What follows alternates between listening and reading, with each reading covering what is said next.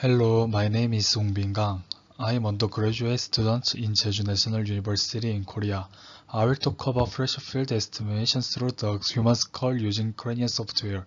This research was mainly performed globally in 2019.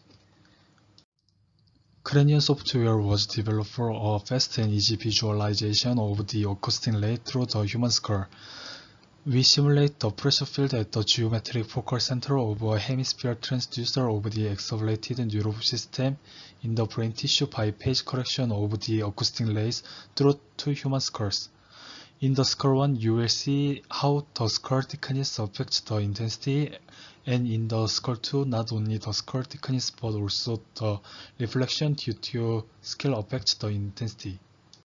The transmit energy is significantly affected by the morphological characteristic of the human skull at the focal area, so we estimate the sound pressure field transmit through the human skull in order to find the optimal focal area in the brain tissue at the geometric center of the transducer. The geometric focus was moved to every 5 mm from the reference center 0 to 0 to compute the pressure at the focus to map the intensity in ROI. ROI size of the sound pressure field is 85 mm times 35 mm at the sagittal plane of the brain tissue. In data 1A shows the skull shape and ROI area provided by Kranion.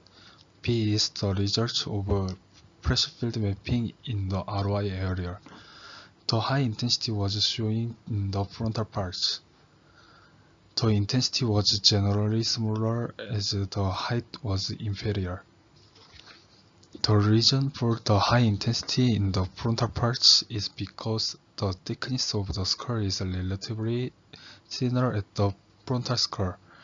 This can be seen by looking at where the ROI height is 30 mm. In data 2A shows the shape of the skull and the ROI area provided by Stanford University. This skull was much thicker compared to the previous one or normal human skull. P is the sound pressure field computed from Kranion. The intensity field was quite different from the previous one.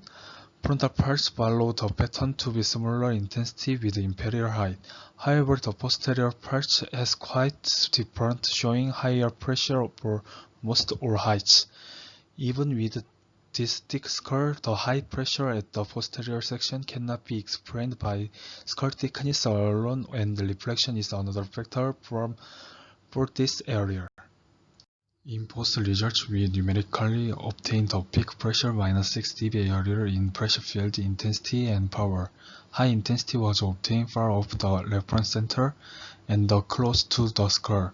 The higher the sound pressure because the rays were less attenuated by brain tissue. The higher power and intensity were mainly from the thinner thickness of the skull. Superior frontal parts A1 for data 1.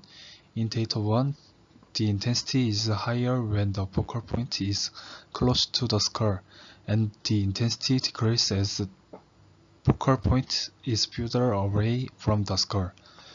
However, data 2 shows a different tendency, especially in post parts. In posterior, the result of data 2 was much higher than that of data 1. This cannot be explained by thickness alone. This could be due to reflection, and the detailed reason will be discussed in the next slide. In data 2, the intensity of the posterior parts in B2 and D2 are larger.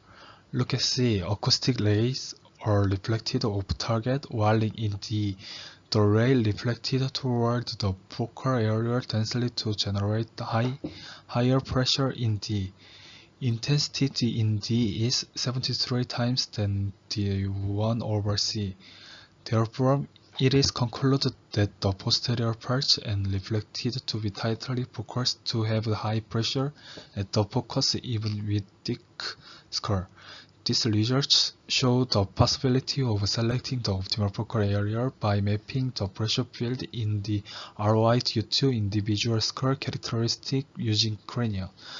This would be helpful for patient selection and verification of failure or summer ablation after treatment. In the future, more scar research will be examined. Thank you.